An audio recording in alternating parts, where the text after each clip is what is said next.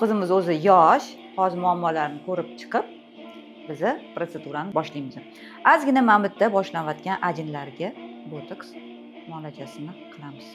Sag'al past qismlari va nижняя челюсть недоразвитие ozgina rivojlanishdan orqada qolganiga va подъязычная кость tepa pastroq joylashganiga ozgina mana bularni uzaytirib beramiz. Bu filler yordamida. Filler yordamida deganimda bu gidroksiya apatit kalsiy radius preparati.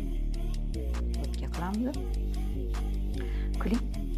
Mana bularda ozgina ajin paydo bo'lyapti. Bu yerda meza usulda botoksni qo'llaymiz. Juda ham осторожно, chunki agar ko'proq qilsak, odam gapira olmaydi, yeyotgan ovqati ham og'zidan chiqib ketishi mumkin. Bu zonalarda demak biz ozgina botoksda, botda botoks, bot filler va botda botoks usulida ishlaymiz.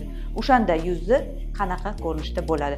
Ozgina ozadi, mamutlar cho'ziladi, V-образный bunaqa yuz shakllanadi va bu qismi ko'tarilib, ajinlar yoyiladi.